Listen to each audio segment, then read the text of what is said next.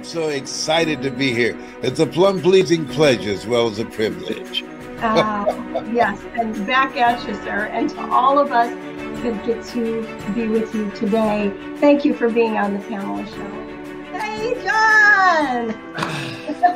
Hello, Pamela. Great to be here. Super excited. How are you doing? Oh, it is so exciting. Well, everybody, this is John Tallarico.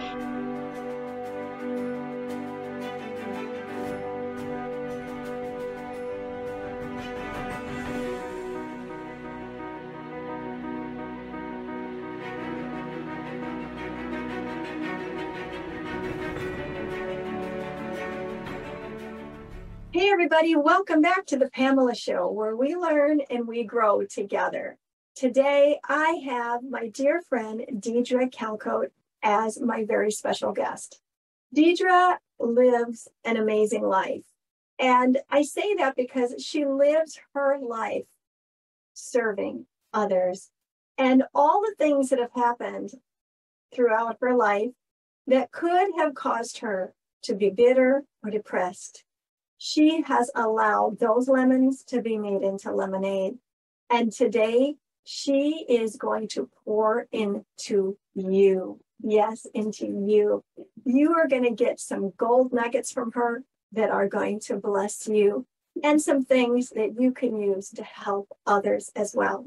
So get out your pad and paper and get ready, because Deidre is going to take us to school. Come on in, Deidre!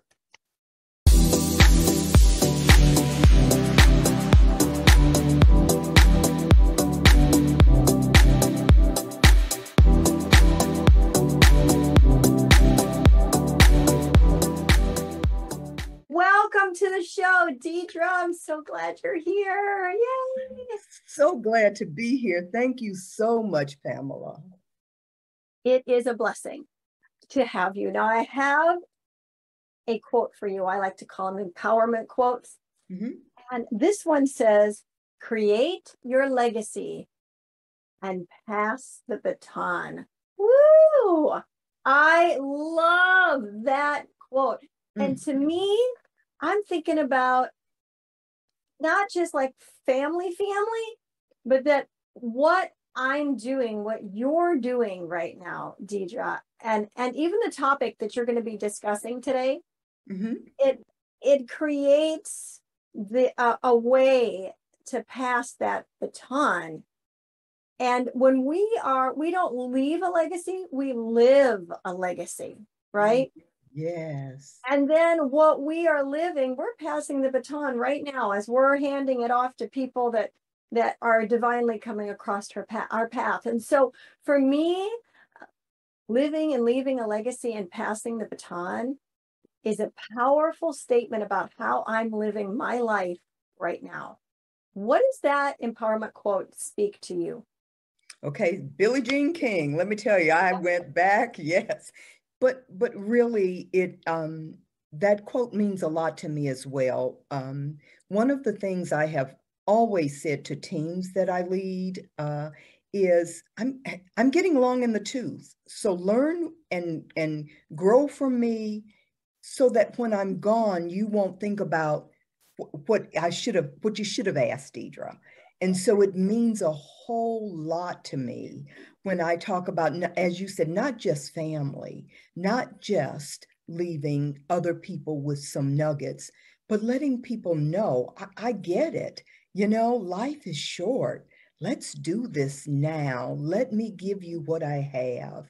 And it really warms my heart, that quote, because I have been blessed with people in my life who will tell me, who have come back after years and said, you told me this, you did this, you said that, and I've never forgotten it. And so to me, that's passing the baton. And it will be a time when I am no longer using my voice to do what I have done. And when that day comes, then I feel fulfilled. We call it they call it holding court.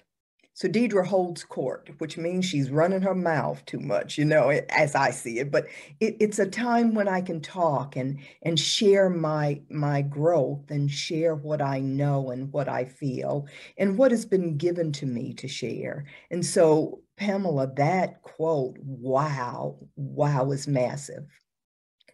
I think it's massive too, and I loved what you said about holding court. And I think about the old days, like in the old Bible days, how the patriarchs and the matriarchs would like hold court before they would transition out, and that they would speak a blessing over all those, their children, family, whoever, people that worked with them, and that they would impart wisdom. They would give instructions. Certain people would be responsible for this and certain people responsible for that. And in essence, they were passing that baton. And as you were speaking about that and talking about holding court, that's immediately what I thought of, was that the matriarchs and patriarchs of old, and how they literally did that and literally passed that baton. And it's an art, isn't it? It's an art. And now I'm not a wise one, I don't believe, but I love to laugh. And so when when people come around me, she's not a wise one. Strike it from the record. You are very, very wise, and you love to laugh. Okay, keep going. Oh, I love to laugh. Thank you. And so that's the part I believe people come to me. They would stand in my doorway, and I think the positive uplifting of laughter and smiling really makes people feel warm. I had a young man to walk into my office and say, back then I was Ransom. "Are you Deidre Ransom?" And I'm like, "Yes, sir." And he said, "My dad heard you from the other room and said, 'Go in there. That's Deidre Ransom. I heard her laugh.'" That, you know what? That's the best compliment in my life to me. I mean, if you can remember me for my laugh, wow, right? Absolutely. That's huge. And you said the warm and endearing part, and that is so you. And I know that our audience right now is feeling that from you. And so I could get so carried away and just start having this conversation with you and then forget to properly introduce you. And I know everyone would be feeling that warm and endearing, warm fuzzies, and probably wouldn't even care, but I would care later. So without any other further ado, I would like you, Miss Deidre, my dear friend, tell us who you are. I am Deidre Calcoate, and I am a transformational life coach. And I have decided that my niche is the Adoption Triad. And what I mean by that, and when you see a triangle, it's the child, it's the birth family, and it's the adoptive family. And so I fit into 2 out of those 3 categories. I have never been a birth parent. I was not blessed to have a child, but I have a beautiful adopted daughter. And that is very important to me. And so I know this not just from my life, but I also know this from my work. I was a late discovery adoptee. And so I learned after I was an adult that I had been adopted. I didn't know growing up.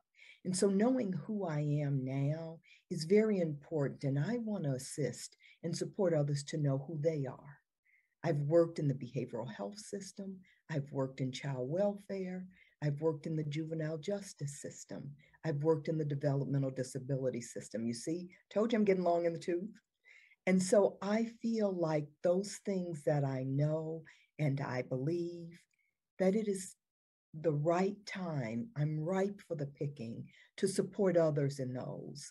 And I forget sometimes that I've been an administrator in several of those systems. In fact, I was the first African-American administrator over permanency here in Arizona, over the state of Arizona.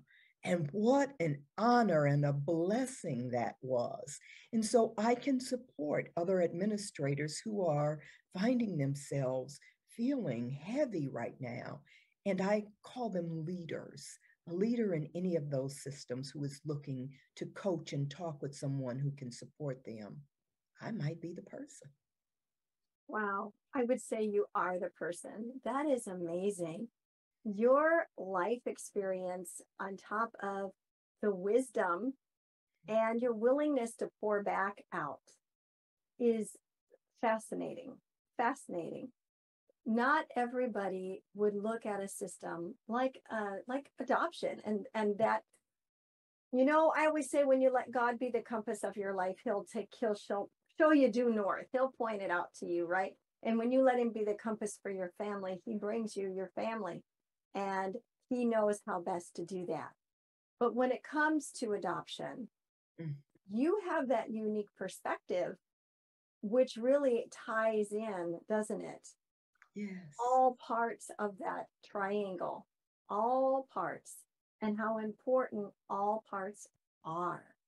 And I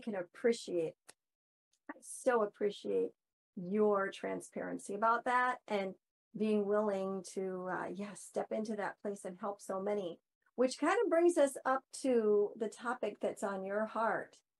And it's a hard topic, but I should say it's a heavy topic, right? It's a heavy topic, but it is huge and needed to be discussed and not just quoted, not just talked about, because we quoted at the beginning of this show the passing of the baton, which means legacies need to be carried forward, right? But in order for a legacy to be carried forward, there needs to be somebody to carry it. Yes. And that brings right up to jumping into your topic for today, and that is suicide prevention. Yes. Man, is that an important aspect of passing the baton, yes. That knowledge of prevention and that knowledge of awareness. So can you just take the stage and run with it and share your knowledge with us? If you don't have paper and pen, you should get it. I've got mine right here. I'll be taking notes. Share and unpack that for us. Sure. So I want to give you a little bit of my history. And that is the reason that I am a suicide interventionist was someone who was near and dear to my life, who made several attempts, who gave me permission many years ago to use the story of that person. And I'm doing my best to protect whether it's male or female. So please forgive my slowness in this, but I need to be clear. I lived the life of being afraid that when I'd come home, I might find this person dead, that I might find this person no longer alive. And for a while there, I was a very angry participant in that. And that's when we know better, we do better, right? Right. I did the best I knew then, and I became, now the person did not die by suicide. And let me just tell you, words are powerful. And so when you say a person committed suicide, committed is a crime. And that's just another bias and stigma on a person, right? We don't think about that sometimes. And so I ask people to please put an X through committed. If someone that you know has passed on by suicide, who has died by suicide, let's rethink our language around that. And so I have become a suicide interventionist. I learned how to stay on what they call the dark side with people. And when I did, I learned of so many young people who were in the foster care system, who had other behavioral health, big behaviors that would support them believing that they had no worth here.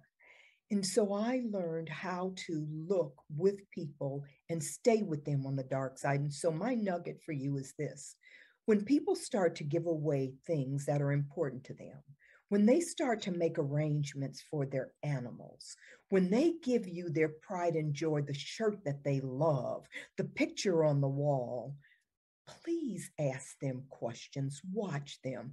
Now, it's not our job to make sure that they don't die by suicide. It's our job to connect them to services.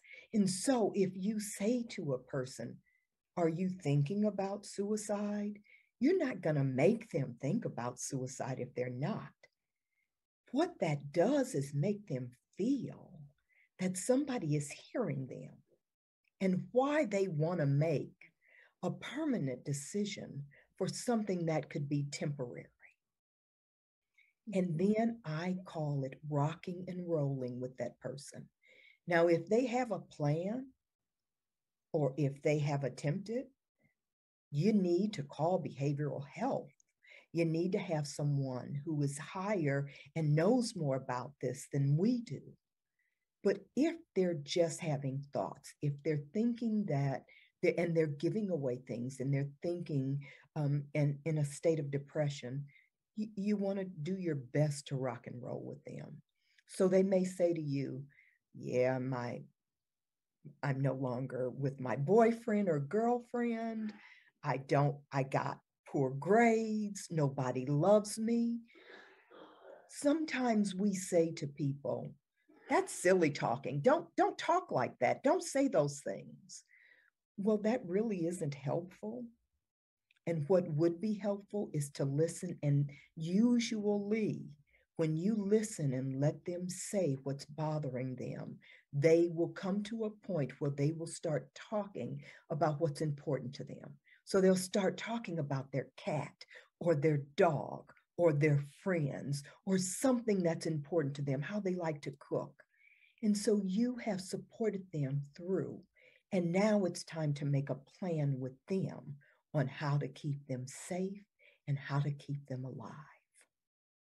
Mm. You said some very powerful things. Number one, do not say committed. That, like, I'm sure you saw that my expression when you said that.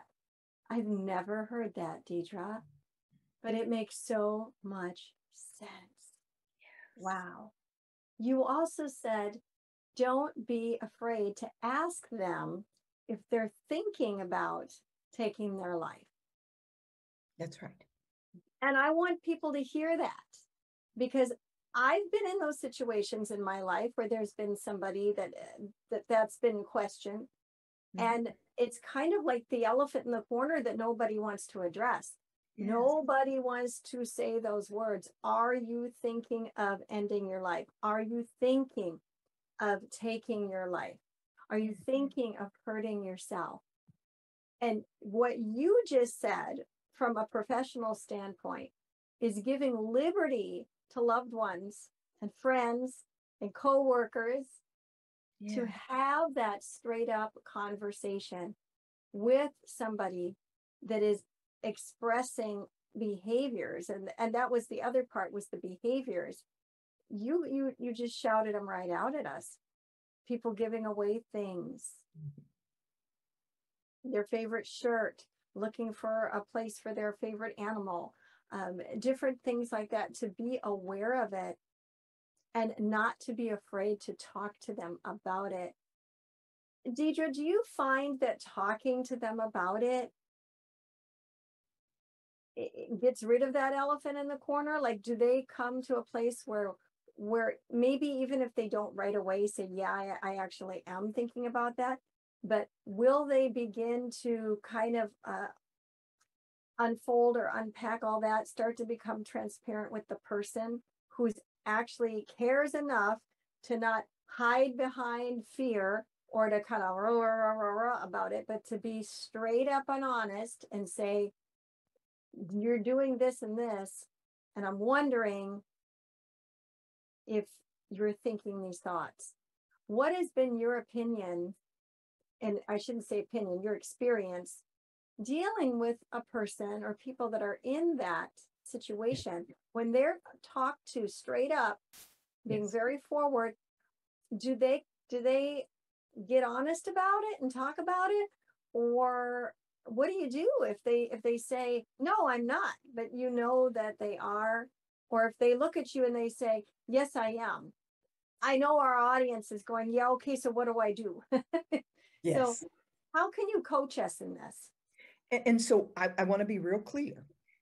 Not everyone is going to ask for assistance and support. Some people are beyond asking, but the majority of the time when people are, and I'm telling you things that I have learned that have been studied, not just things that I've heard.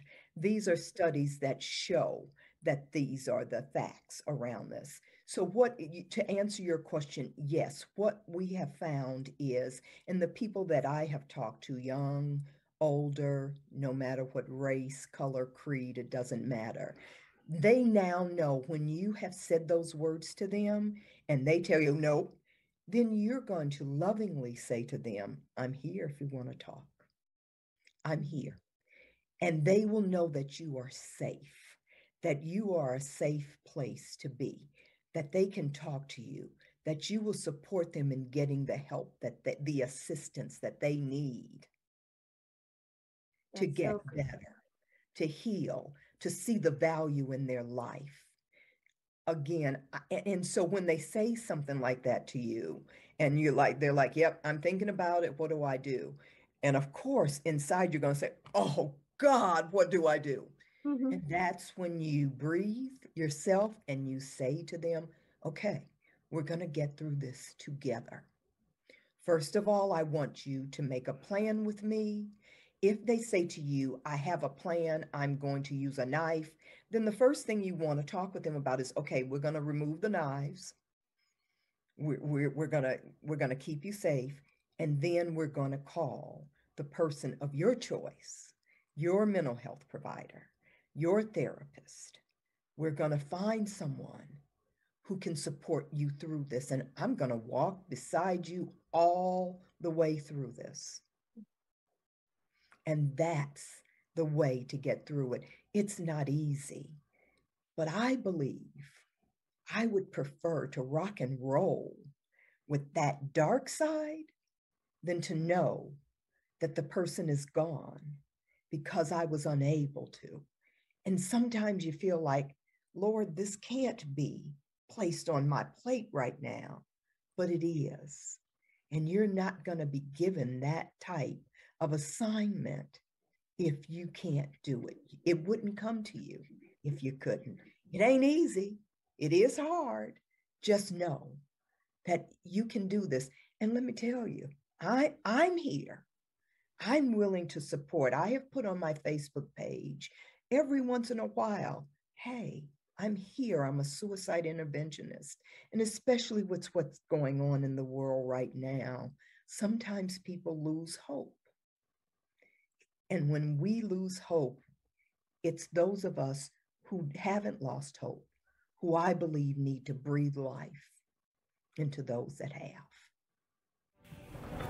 Ascend Above the Crowd is the newest course by Pamela Hinkle.